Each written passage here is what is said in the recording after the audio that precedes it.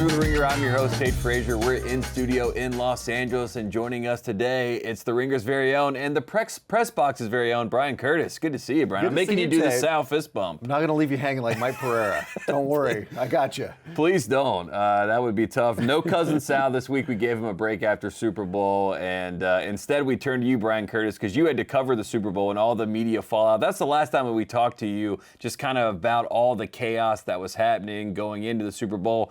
As you reflect and digest what we saw, like, what is the big takeaway from this NFL season? Was it Pat Mahomes and the Chiefs not three-peating? Is it the Philadelphia Eagles being able to build a team? Like, what to you is the big takeaway? Yeah, I think champ dethroned is the big takeaway, which I always felt that was always the more interesting storyline. Like the whole let's appreciate greatness. We do that. So thanks for that, everyone who gave that as a take.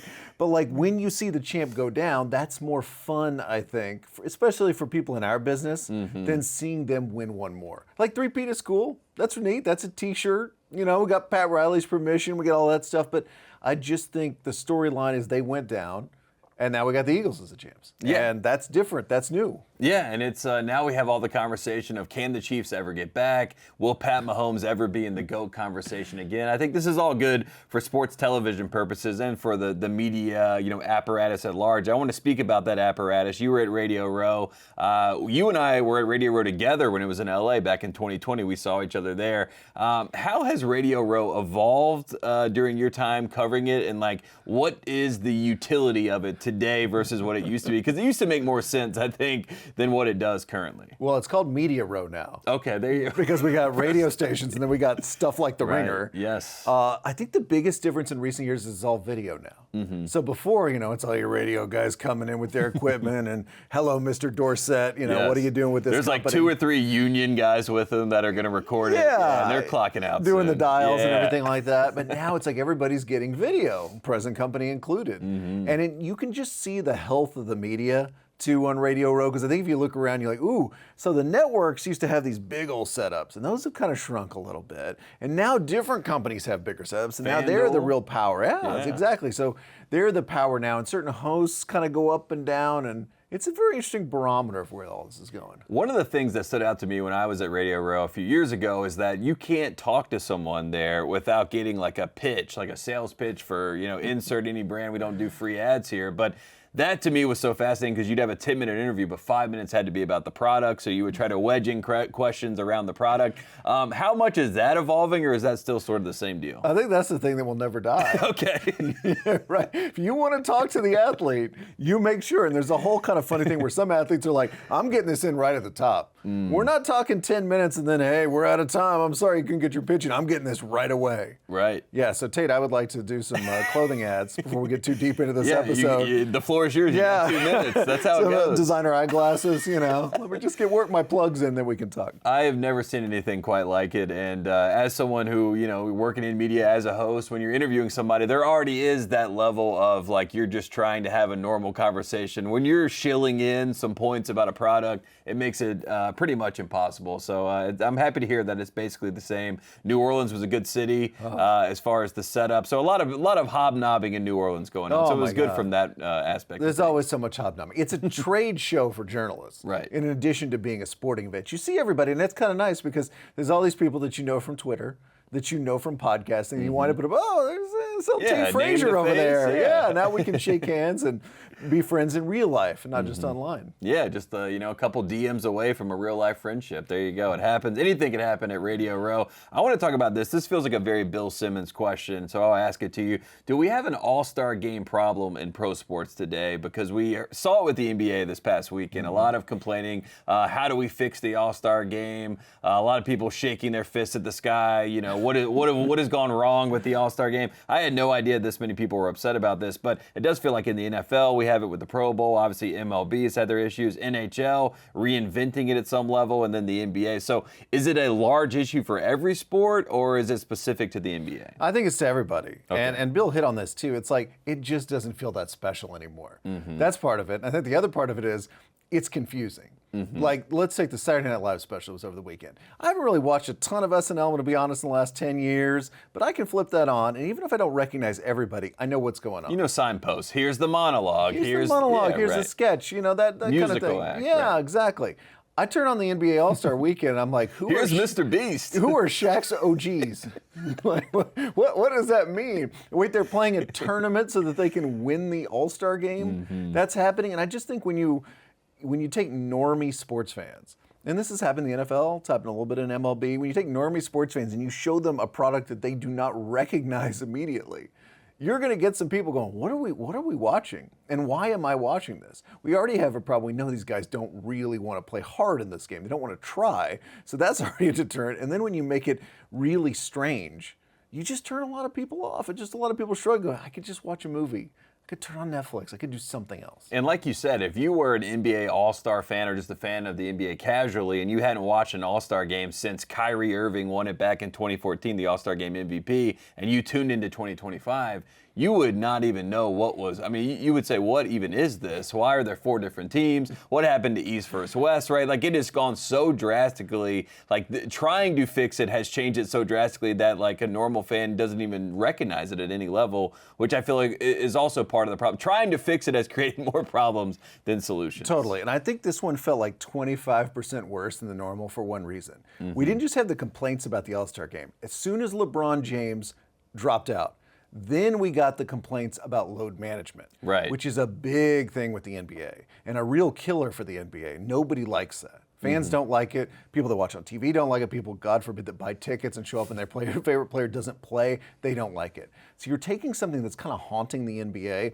and then you bring it into the All-Star game. Like, oh no, this isn't just about a once-a-year event. It's about something we're worried about kind of all the time. And that's why I think it became such a big talking point, because it was that. It was also the fact that every single person that watches the NBA, their number one complaint, it feels like today, is something around the three-point shooting, energy, and effort. So in an All-Star game, a lot of people are jacking threes, and a lot of people aren't giving energy and effort. At all. Yeah, None. right, because it's an All-Star game. Yeah. And it's basically for the corporate sponsors. And if you watched it, you could tell who it was for, because it wasn't for the players. They were yawning and giving thumbs down and telling the TNT crew to get off the court for half of the time. I mean, Draymond Green was on television running down the All-Star format. This doesn't typically happen with a network that is televising the game. Well, let's talk about that, because this is in your wheelhouse. This is something that you watch from the bird's eye view, from the media landscape. Was this something where TNT, there's been some people that have kind of read between the lines, was TNT dumping this product as sort of a lame duck situation, a lame duck asset? Like,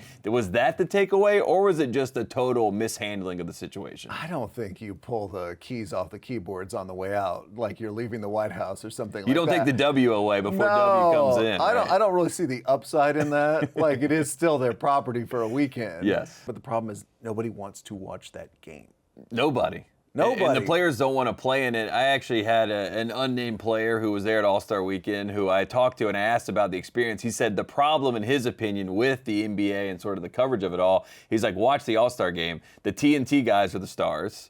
We're over here as like the ancillary characters that basically come in, play a little basketball. Then it's back to the multimedia stars, the Mr. Beast of the world, insert the new streamer, the Twitch streamer that everybody loves, Kai Cenat, whoever it is. Those guys are treated like stars of the show. And then the players are sitting over there like, what's going on here? We're supposed to be showcasing the All-Stars. Instead, we're showcasing these people that have attached themselves to the NBA brand. It's a very strange thing. It's so weird. I was sitting there watching. I was like, would anything here be better than KD and Luka playing a game of horse that they actually cared about? Like, really trying.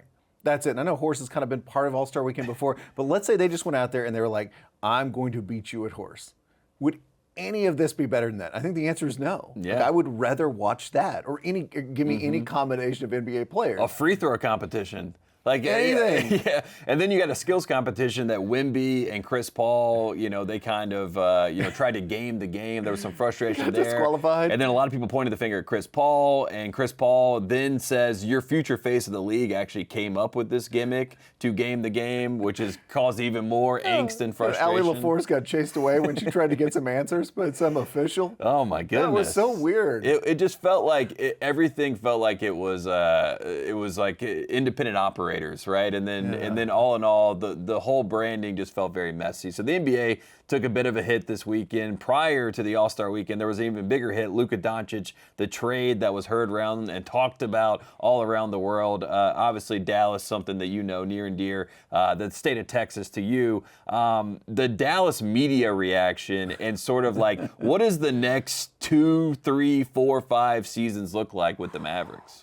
So interesting, because I keep waiting for the emergence of a contrarian to go, are we sure it's that bad? Right. Are we sure? Because, with almost every deal in any sport, there's somebody.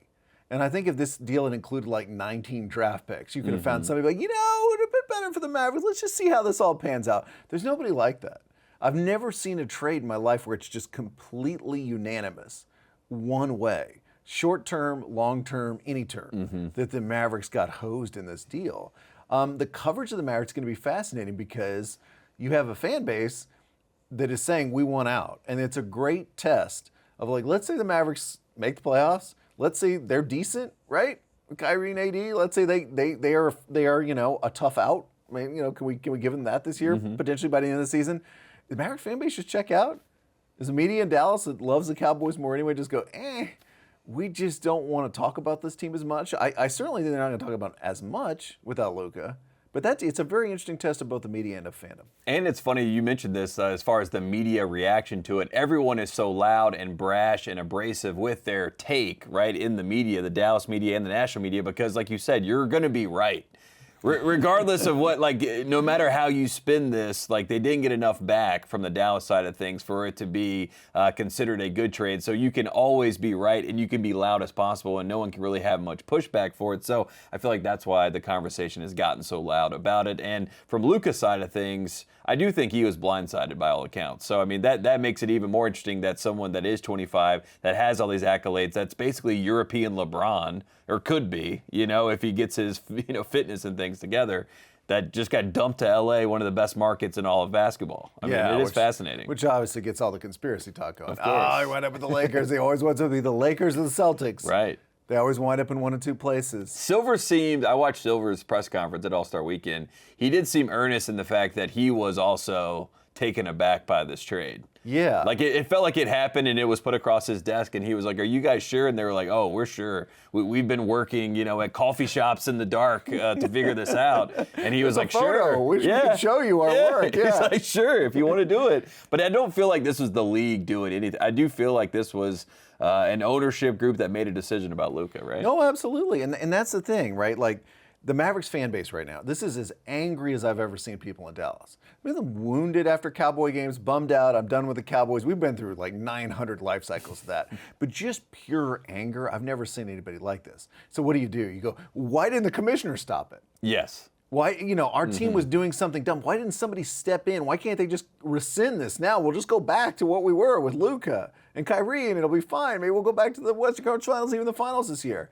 But it's just not happening. Yeah. And imagine Luka going back to Dallas in a Dalton Connect or Mark Williams situation where now he's on the team with his tail between his legs and everyone knows you got traded. So at that point, it would have been a lose-lose for everybody anyway, and they would have had to trade him at some point. The big winner, one last thing before we go to break, Jerry Jones. When this trade happened, the smile that Jerry had across his face, how big was it? So it's interesting. I saw my Dallas friends on Radio Row. They weren't talking about Brian Schottenheimer anymore. But here's the thing. Jerry loves the attention. Even negative attention he loves. So I think there's part of Jerry that's relieved and another part that's going, man, why are they talking about me? This is my time. Yeah. I'm all year. I'm not football season. I'm all season. Jerry's the best. So there you have it. There's a little teaser right there. Jerry's going to trade for Luka Doncic. He's going to do something massive to get 9 future number ones. Yes, I need him to play quarterback. We're going to take a quick break. When we come back, we got more with Bryan Curtis.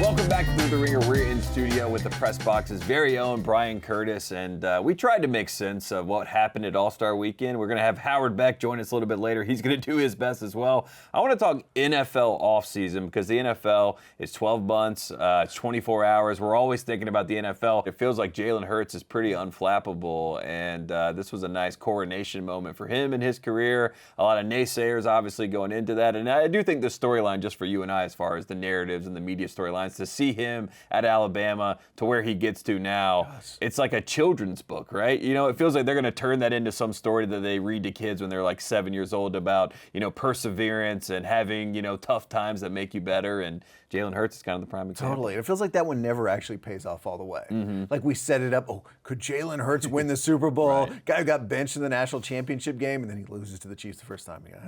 Yeah. Too bad. But did he want it?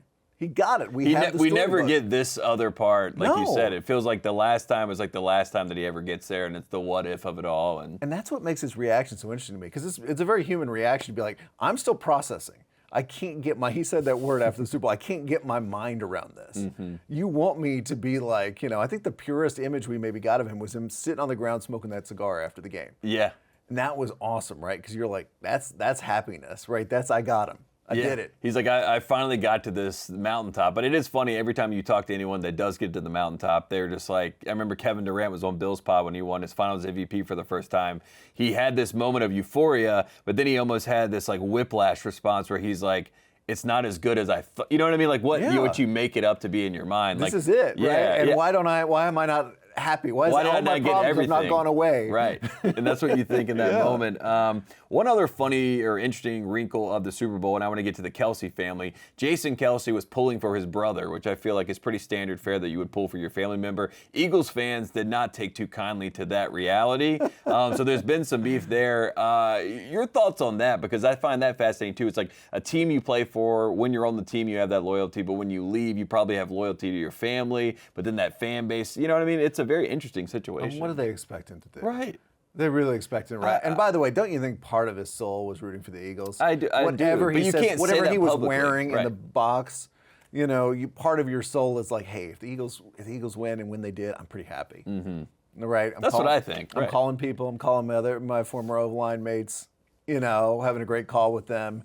But you got to go for your brother. And I'm sure, by the way, Travis knows that. Yes. You know, don't you think? Yes. Don't you think he's like knows Jason was pulling for me, but at some level he's happy because his whole team won the Super Bowl. Of course. And he has the relationships with that team, and I felt like it put Jason Kelce in a really tough spot, but that leads to the larger conversation. Travis Kelce was in a really tough spot, which is everyone trying to figure out what his future looks like. They're trying to figure out when he will retire, will he get engaged? There's just a lot of Travis Kelce conversation. How do you cover that, like without too much prognostication? Because I watch shows on Monday after the Super Bowl. It's like top 5 destinations for Travis Kelce. He's not a free agent. They're ready to ship him out to another team.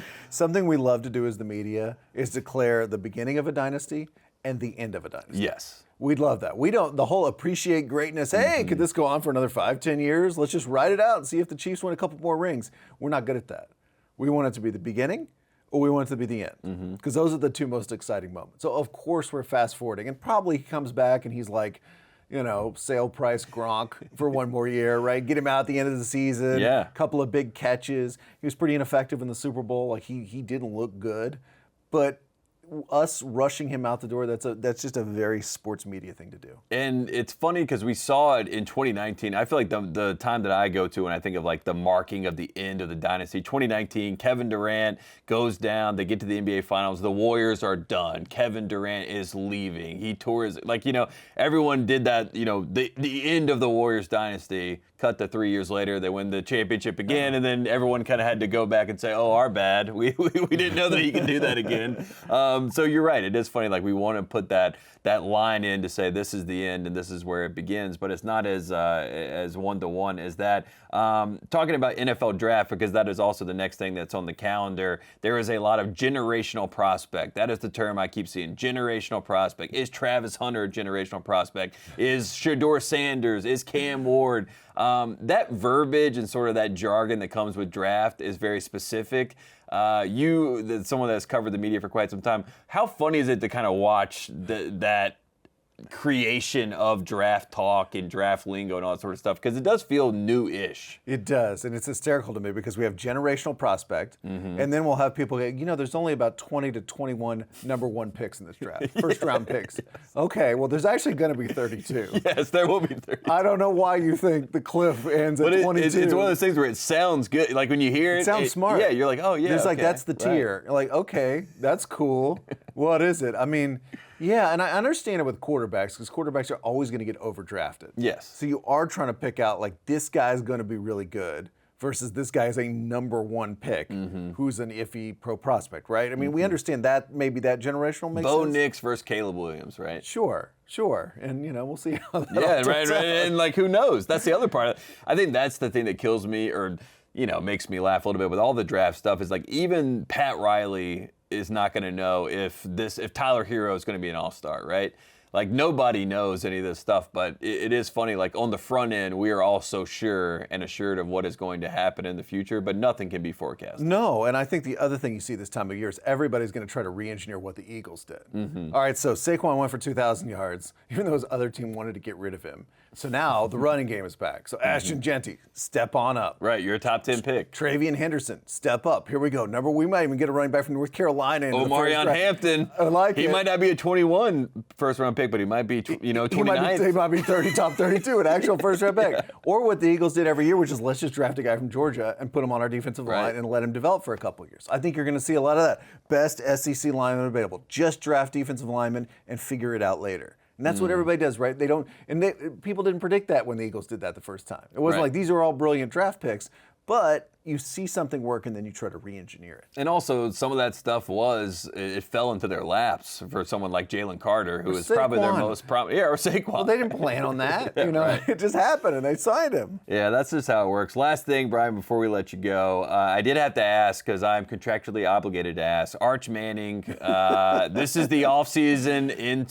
this is the Heisman offseason run where everyone gets him hyped up. He's going to probably be the Heisman odds-on favorite going into the season. Are you trying to stay away from it? Are you all the way in on the Arch coverage? Are you trying to give him his space? Where are we as a Texas fan base right now? Well, he's a little bit weird, right? Because we've actually seen him play a lot. Yes. So it's not made up now. It isn't just like heralded recruit, war daddy, 5-star, okay, we're going to finally get a sense of this guy.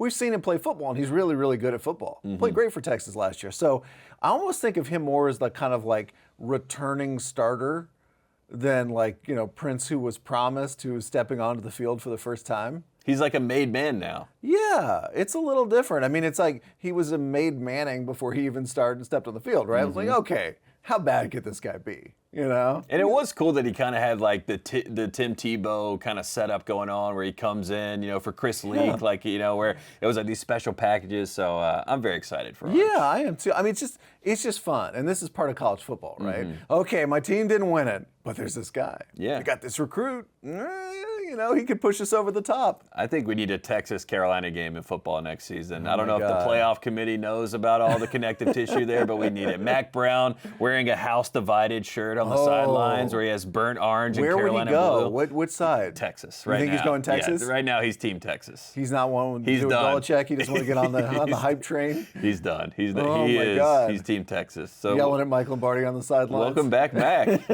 He's back in Austin, Texas. Brian, where can we find all your work? And then we'll let you go enjoy the rest of your day. We got Ringer.com, also going to be on the Ringer Podcast Network Monday and Thursday, and we got a new series called 25 for 25, which just started this week. I love it. Bryan Curtis, you're the best. We appreciate you coming on the show as always. Stay tuned when we come back. We got the Ringer's very own Howard Beck joining us. We'll see you on the other side of the break.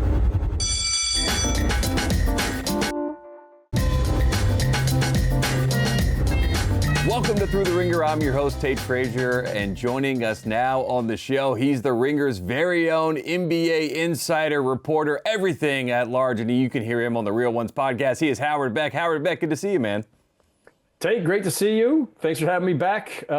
Excited to talk about all things All-Star, and which is a sentence that nobody else has probably said. So I'm going to try to do this from the optimist point of view. Yeah, I like this. I like that you're spinning it forward in the proper fashion. There has been a lot of fallout since All-Star Weekend, a lot of commentary, a lot of people trying to figure out how to, quote-unquote, fix All-Star Weekend. Bill Simmons did his best to fix All-Star Weekend. I just want to start there.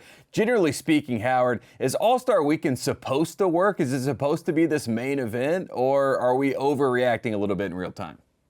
I mean, both things are true, right? Like, the league doesn't spend however many gazillion dollars and fly all these people out for a weekend every February to have it not be good, to have it not be relevant, or to have us all just kind of crap on it on the Monday after all the time. So it does matter. It does matter. And I think when I see people saying, oh, you're you're all overreacting. This is just what it is. It's just an exhibition. And it doesn't matter if, the stars dunk or not. It doesn't matter if the all-stars play hard or not. Yeah, it kind of does.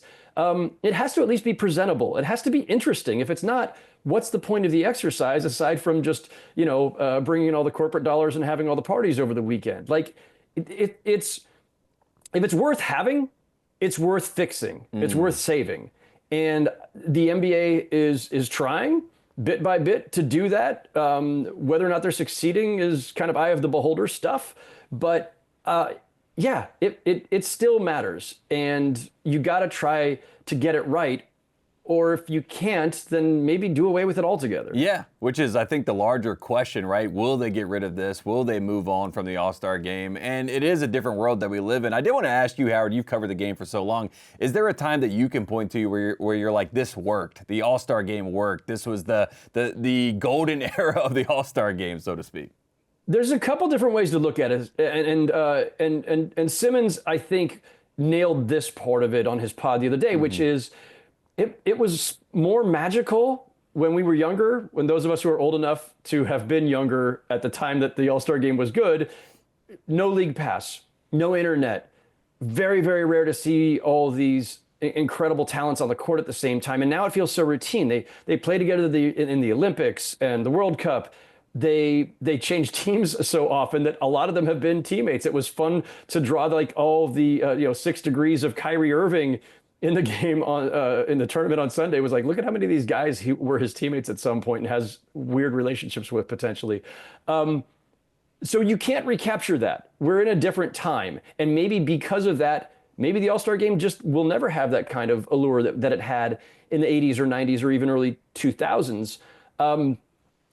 Again, I agree with Bill that basically the last really good All-Star game was probably 2001. I think that was the one, we go to overtime, it's Marbury versus Iverson. It's like a real mano-a-mano kind of thing between two young stud guards. I even think of 2012 when Dwayne Wade broke Kobe's nose. Like, they were playing hard enough for that to happen. So the people still kind of cared. Not that long ago, but even as I say that, I'm doing the math, that's 14 years, so...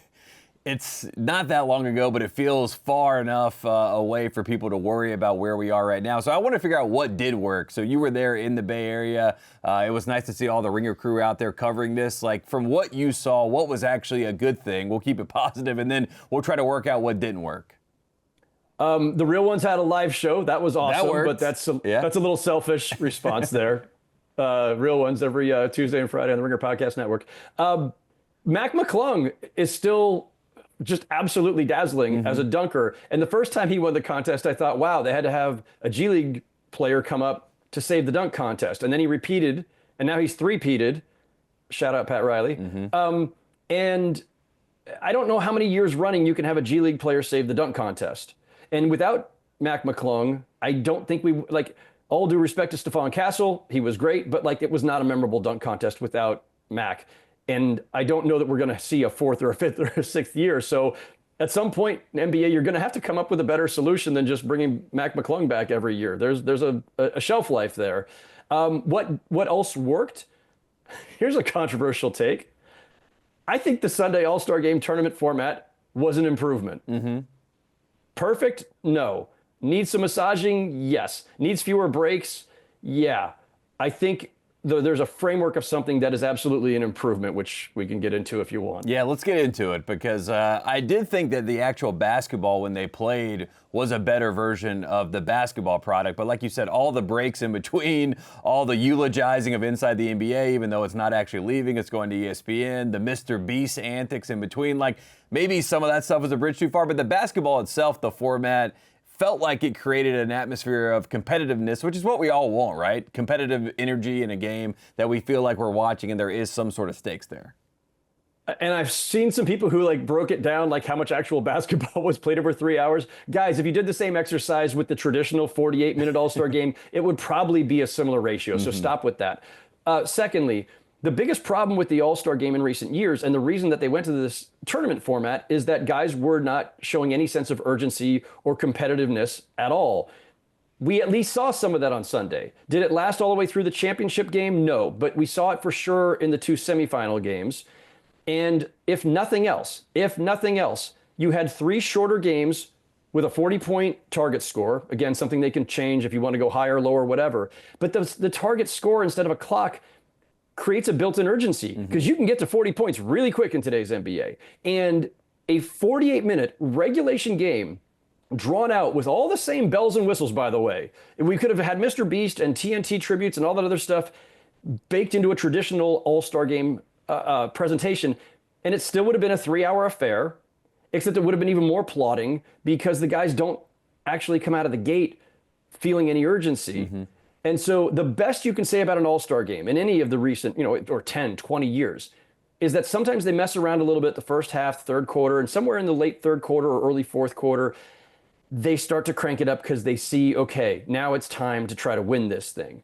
Well, if that's the case, why do we bother with 3 12-minute quarters in the first place? The target score is the better way to go. I think the tournament format has some absolute promise to it, as we saw.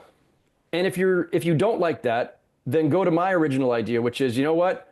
Don't do 12-minute quarters. Who cares if it's regulation? 10-minute quarters, 8-minute quarters, running clock. Just get the thing over with, or get to the fourth quarter when guys will amp it up, because that's what we're coming to see. We want to see them actually compete. Yeah, and Adam Silver just mentioned his fascination with the FIBA game, 40-minute quarters. Maybe that's a world where you can do that in the All-Star game, and that's a little bit different. People can see a different format they can get excited about. I like some of those suggestions. I do want to talk about the things that people got upset about this weekend. One of the first things that stood out to me was Wemby and CP3. They tried to game the skills challenge. A lot of people were upset about this, and then a lot of people started pointing the finger at Chris Paul. Chris Paul then let Wemby come out and say he was the one who came up with this whole idea. What was your reaction to them doing this and the fallout? I'm not buying it, Chris Paul. Yeah, sorry. me either.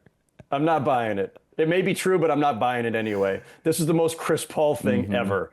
Finding loopholes in the rules for a skills competition that nobody cares about, and most of us don't. I didn't watch it. I didn't even know there was a controversy until I went to find my seat for the 3-point competition, and someone said, boy, league's really pissed off right now about what Chris Paul just did.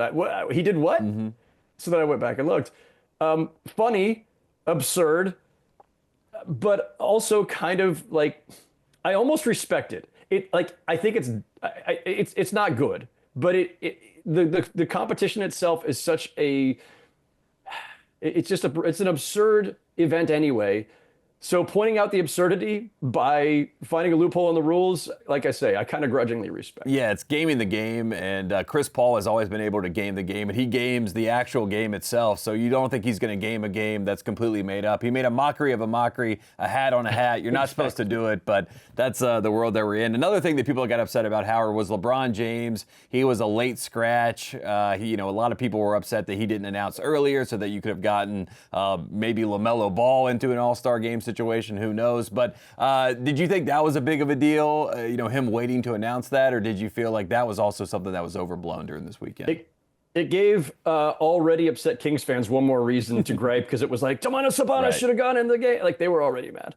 LeBron should have let them know sooner. It's not like he turned his ankle that morning. I think the biggest bummer simply is this, and I wrote about this on The Ringer, the week before or a few days before, but we're seeing the twilight now of LeBron and Steph Curry and Kevin Durant, the guys who just defined this era of the NBA, and they were all on the same roster, so they were going to be teammates. And for me, I'm the ultimate, just sap for nostalgia, getting to see them in what might be the last time as teammates in an All-Star game, because who knows what next season brings. So I think that's too bad. I think it's unfortunate. I also think that given that there was a new format with this tournament, the real cynics are looking at it like, oh, maybe this is LeBron, kind of showing that he doesn't care for this format. I don't know if that's the case, but it didn't help. And the players are partners, right? This is what we always hear from the players and league officials. We're partners in this. We actually have a 50-50 split, more or less, of basketball-related income. That's how the NBA economy is built.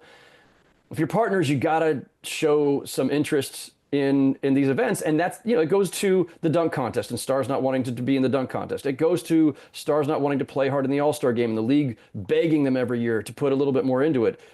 This is of a piece with that, sort of, and I'm not saying that LeBron didn't have some bumps and bruises. Everybody does, and he's 40, and we should give him a little bit more grace than a 25-year-old, for sure. but it's still too bad he didn't play. Yeah, and it's just that the timing of it all was the frustrating part. But you mentioned the stars. It was good to see that Mac McClung wins again. John Moran says he wants to be in the dunk contest. Giannis quote tweets that and says if he does it, he'll do it. Are you buying the idea? And then there's the idea of the one-on-one tournament that the WNBA has been throwing out as well. Are you buying into the idea that the stars want to do something different, like they're willing to be in the dunk contest, or is this just something that you answer the bell as the PR is spinning this way? It's easy on All-Star Sunday to post something on social media that says, I'm going to do this now. Yes. Let's see you guys put your money where your mouth is next season. Like, I'll believe it when I see it, Tate.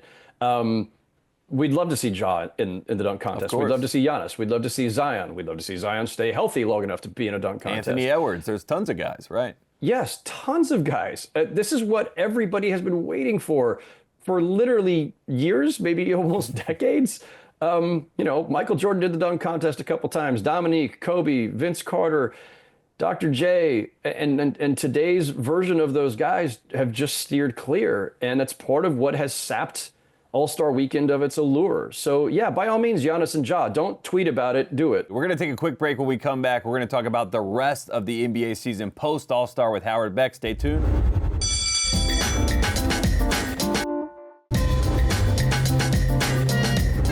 Welcome back to Thru the Ringer. Still with us, Howard Beck, and we are trying to make sense of what's happening in the NBA. We just solved the All-Star game as much as we could, and now we want to focus on what is coming up, the turn of the season post-All-Star. Howard, big storylines for you. Like, what teams are you focusing in on, just big picture, as we make this turn? The Lakers are an obvious one here, right? Like, they've only had a couple of games with Luka and LeBron. And Luka, had been out for quite a while with an injury, so he's got to get himself back into game shape. He and LeBron have to kind of figure out their partnership. I mean, remember, when LeBron was in his prime, LeBron and Dwayne Wade kind of had to take a couple months just to kind of figure out their chemistry and who was sort of the lead between two guys who were, among the best in the league. So it's going to be interesting to see the Lakers try to work through that in real time with, less than half the schedule left, and with no bigs really on the roster and not a lot of defense. So the Lakers are going to be interesting. The Suns, are they already toast? Mm-hmm. Can they manufacture something down the stretch here to make the playoffs and make this a meaningful spring for Kevin Durant? The Mavericks, I'm not even sure are going to make the playoffs anymore. I was skeptical of that when they made the deal to trade Luka. And with Anthony Davis out and Derek Lively out and Daniel Gafford now, I'm curious. And then the last one is the Sixers. They should just be leaning into the tank now because they owe their pick top 6 protected. And you the things are getting away from you anyway. Might as well just shut everybody down, lean into it, and keep your pick and get another great talent. I was bullish on the Sixers for the longest time after the Paul George acquisition, but this thing's a lost cause. Yeah, this season has gone off the rails very quickly, and like you said, it doesn't feel like there's enough time to catch back up, and it might be smart at this point to do their own version of a new process to get some pieces around Maxey and Embiid. I like that. Let's talk about the Lakers and Luka. I know that Adam Silver was asked about this and the Luka trade and when he found out and the implications and kind of the ripple effects around the league. We've already talked about that. We've already kind of done the fallout of the trade, but Luka and the Lakers, that fit right now looking forward? How does Luka mentally get in the right spot to help them go on a run down the rest of the season? You use the right word, Tate, and mentally. Some of the people I talked to over All-Star Weekend were just noting that Luka just didn't even kind of look like himself in his first couple of games with the Lakers. And look, part of that's definitely physical. Again, he'd been out for a while. He's been hurt. He's not in game shape. But he's also been the center of the universe since the moment he arrived in the NBA, and probably even predating that. I know it's a 40-year-old LeBron, and clearly Luka's now your best player. But it's LeBron. Mm-hmm. I mean, this is a guy who is no worse than the second best of all time, and by some people's assessments, number 1 of all time. It's been his franchise. It's been his league. And for Luka, I'm sure it's really weird. New franchise for the first time in your NBA career, playing alongside, an all-time legend at the highest level, and just trying to reestablish yourself in a way. The easy thing for anybody to tell me, but hey man, look, just be yourself. You're awesome. You're one of the 3 best players on earth. Do your thing. That's easier said than done, I think, when you've changed this environment. So Luka looked a little shell-shocked with the trade itself and with just trying to kind of get his footing. But again, they don't have much time to figure this out. And so he's going to have to be more assertive. LeBron's going to have to like empower him as much as he can because Luka is now their best player. And we did have that moment where LeBron, in the huddle said, we need you to fit out as opposed to fit in. And Kevin Love kind of had some fun with that because that was the big thing with Kevin Love fitting in. But it is true. I think Luka has to be Luka for them to be the best version of themselves. And that is LeBron almost taking a knee a little bit and saying, we want you to be that guy for this team to get us to the next level. So that's encouraging from the Lakers side of things. I do want to talk about the Warriors. We did hit them a little bit, but Kuminga coming back to me is fascinating. It almost feels like nobody's talking about that factor. You get Jimmy Butler, you get an inside presence, you get Kuminga back to get some athleticism on the perimeter and to help with that scoring load a little bit. It does feel like the Warriors have a group right now that could actually contend, and against the top of the West, they have a pretty good record. Yeah, I mean, listen, the Oklahoma City Thunder are young, talented, deep, certainly the best team in the Western Conference. But I think there's a real debate about who's second best or third or fourth, between, Denver and Memphis. And I think Houston's a little too young. The Clippers are fighting the good fight. The Warriors are as good a bet as any to be the second best team in the West, with all due respect to the Nuggets, who were obviously, champions not so long ago and have the best player on earth in Jokic. Kuminga coming back. On the plus side, they've got another guy who could just really attack the basket and is athletic and great in the open court, great finisher. The downside is you're going to want to put your best players out there, certainly in crunch time. And after Steph, Jimmy Butler, not known as a great outside shooter. Kuminga, not a great outside shooter. Draymond, certainly not, although he's had a pretty good three-point shooting season by his standards. And then who's the fifth player with them? So there's some spacing concerns, I think, but you'll take it because Kuminga brings a lot to the table, and you're going to do whatever you can to figure out how to rework this around Jimmy Butler or around Jimmy, Steph, and Draymond as the new core. I'm intrigued to see how they use Kuminga when he's healthy. Yeah, me too. I think they're a fascinating group. You mentioned the Clippers. They're also fascinating. I've been to a few games. I've watched this team. They do have kind of this lurking aura about the group where Kawhi Leonard, if and when he is healthy and he can play, we all know what he can be, but there's a lot of ifs and a lot of conditional statements, obviously. This group gets Ben Simmons. Ben Simmons looks like Ben Simmons of old in his first outing, so Ty Lue is working some magic over there. How scary are the Clippers? I know we kind of fall into this trap every single year, but it almost feels like they're way too under the radar right now. They've got, elite defense, so start there. James Harden is not the Harden of old, but is still a fantastic playmaker and a shot maker. And Kawhi is still, a devastating two-way force when healthy. All the asterisks in the world on that phrase. But how long can they sustain this? I'm not even going to factor Ben Simmons into this. Like, I've seen Ben Simmons for the last couple of years in my backyard in Brooklyn, and some nights it looks like the Ben Simmons who was briefly All-NBA and who's this incredible playmaker and multi-tool defender.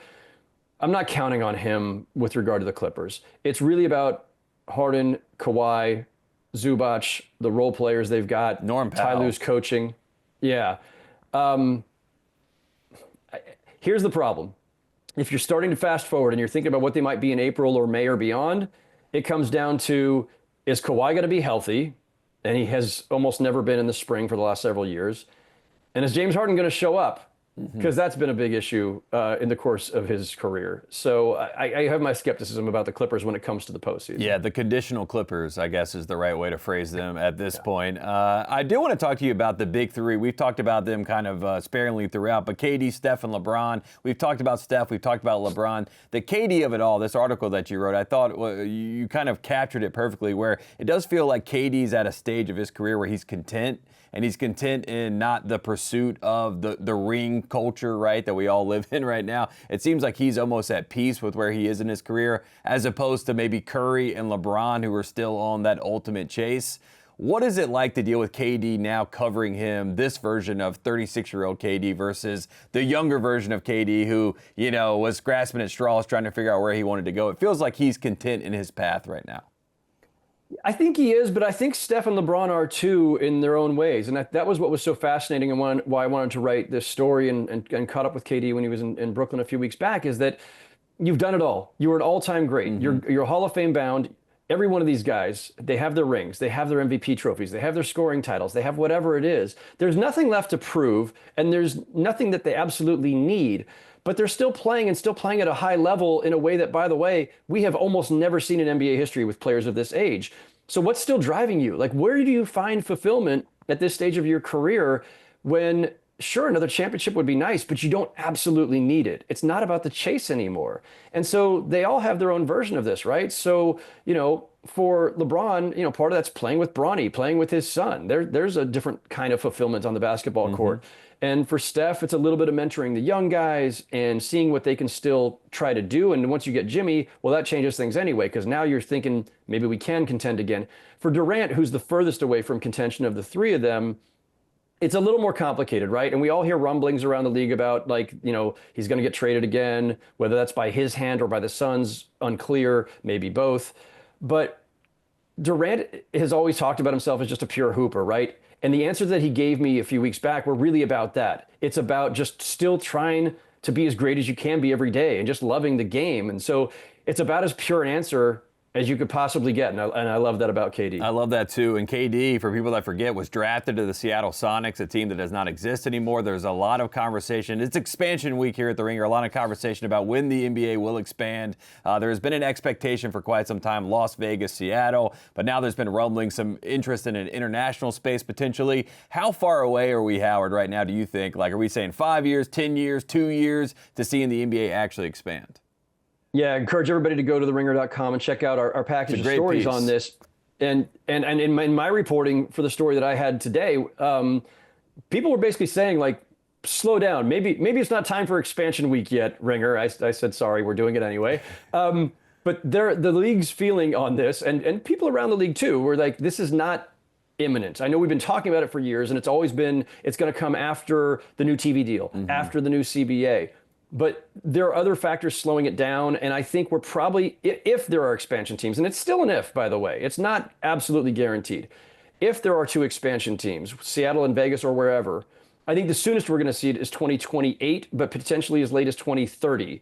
So people, you can put the Sonics throwback jerseys away, or save your money a little while longer for your Kemp and Peyton jerseys, or whatever you're going to do. Budget for later. It's not imminent. I think it will probably happen. I'm not so sure, as I wrote today, that it should happen and that there's enough talent to really support 32 teams at a high level. But it's probably coming, and it's probably coming in 3 to 5 years. Yeah. Go read both those pieces, the KD, LeBron, Curry piece that Howard wrote, and go read the expansion piece. They're both great. They get you up to speed on what you need to know about the NBA. Howard, you're the best. We appreciate you coming on the show as always, man. We'll see you soon.